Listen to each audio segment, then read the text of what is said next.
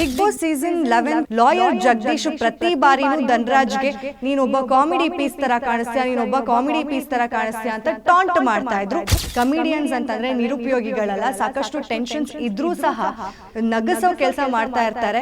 ಇದಕ್ಕೆ ಲಾಯರ್ ಜಗದೀಶ್ ಹೋಗೆಲೆ ನಿನ್ ಯೋಗ್ಯತೆ ನೋಡ್ಕೊಂಡು ಮಾತಾಡು ಅಂತ ಹೇಳ್ತಾರೆ. ಒಬ್ಬ ಲಾಯರ್ ಆಗಿ ಒಂದು ಹೆಣ್ಣು ಮಗುಗೆ ನಿಂಗೆ ಮರ್ಯಾದೆ ಕೊಡಕ್ ಬರಲ್ಲ ಅಂತಂದ್ರೆ ನೀನೆಂತ ಸೀಮೆ lawyer. Bigg Boss season 11 Kannada ಶುರು ಆಗಿದೆ. ಈ ಶುರು ಆಗ್ತಿದ್ದಂಗೆ ತಡ ಎಲ್ಲಾ ಕಂಟೆಸ್ಟೆಂಟ್ಸ್ಗಳು ನಾನ್ ಮುಂದೆ ಅಂತ ಜಗಳ ಮಾಡ್ಕೊಂಡು ಎಲ್ಲಾ ಕಡೆ ಸುದ್ದಿ ಆಗ್ತಾ ಇದ್ದಾರೆ. ಎಲ್ಲರೂ ಒಂದ್ ರೌಂಡ್ ಜಗಳ ಮಾಡ್ಕೊಂಡ್ಬಿಟ್ಟಿದ್ದಾರೆ. ಅದರಲ್ಲೂ ಲಾಯರ್ ಜಗದೀಶ್ ಅಂತೂ ಕಾಲ್ ಕಿತ್ಕೊಂಡು ಜಗಳಕ್ಕೆ ಹೋಗ್ತಾರೆ. ಎಲ್ಲಾ ಕಂಟೆಸ್ಟೆಂಟ್ಸ್ಗಳ ಮೇಲೆ ಕೂಡ ಎಗ್ರಾಡ್ತಾ ಇರ್ತಾರೆ, ರೆಸ್ಪೆಕ್ಟ್ ಕೊಡದೆ ಮಾತಾಡ್ತಾ ಇರ್ತಾರೆ. ಇದ್ರ ಬೆನ್ನಲ್ಲೇನೆ ಧನರಾಜ್ ಮೇಲೆ ಕೂಡ ಇವರು ಹಂಗ್ಸಿ ಮಾತಾಡ್ತಾ ಇದ್ರು. ಲಾಯರ್ ಜಗದೀಶ್ ಪ್ರತಿ ಬಾರಿನೂ ಧನರಾಜ್ಗೆ ನೀನೊಬ್ಬ ಕಾಮಿಡಿ ಪೀಸ್ ತರ ಕಾಣಿಸ್ತೀಯ, ನೀನೊಬ್ಬ ಕಾಮಿಡಿ ಪೀಸ್ ತರ ಕಾಣಿಸ್ತೀಯ ಅಂತ ಟಾಂಟ್ ಮಾಡ್ತಾ ಇದ್ರು.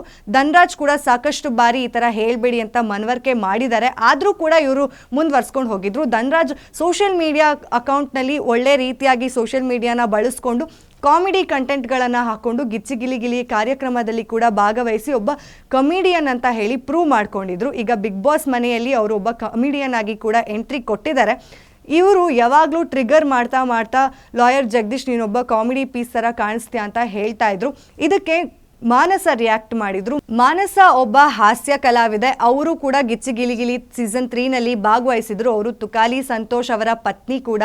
ಇದರಿಂದ ಸಿಟ್ಟಾಗಿರುವಂತಹ ಮಾನಸ ಕಮಿಡಿಯನ್ಸ್ನ ಅಷ್ಟು ಕೇವಲಾಗಿ ನೋಡ್ತಾ ಇದ್ದಾರೆ ಅಂತ ಹೇಳಿ ಲಾಯರ್ ಜಗದೀಶ್ ಮೇಲೆ ತಿರುಗಿ ಬೀಳ್ತಾರೆ. ಆ ಥರ ಹೇಳಬೇಡಿ, ನೀವು ಕಮಿಡಿಯನ್ಸ್ ಅಂತಂದರೆ ನಿರುಪಯೋಗಿಗಳಲ್ಲ, ಸಾಕಷ್ಟು ಟೆನ್ಷನ್ಸ್ ಇದ್ರೂ ಸಹ ನಗಸೋ ಕೆಲಸ ಮಾಡ್ತಾ ಇರ್ತಾರೆ, ಮರ್ಯಾದೆ ಕೊಟ್ಟಷ್ಟು ಅತಿಯಾಗಿ ಆಡ್ತಾ ಇದೆಯಾ ಅಂತ ಹೇಳಿ ಲಾಯರ್ ಜಗದೀಶ್ ಅವ್ರಿಗೆ ಏಕವಚನದಲ್ಲಿ ಮಾತಾಡ್ತಾರೆ.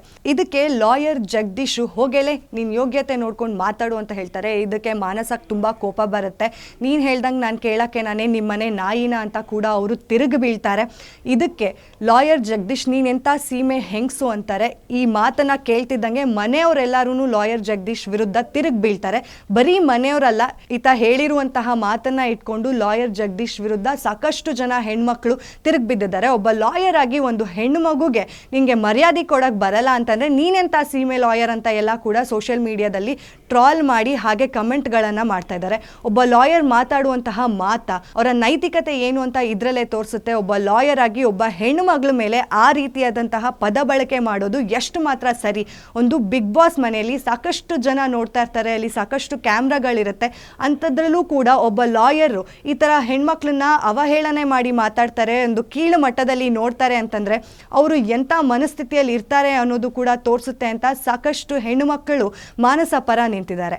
ಇದಾಗಿತ್ತು ಇವತ್ತಿನ ಸ್ಪೆಷಲ್ ಸ್ಟೋರಿ. ನೋಡ್ತಾ ಇರಿ ಗ್ಯಾರಂಟಿ ನ್ಯೂಸ್. ನಾನು ಚಂದನಾ.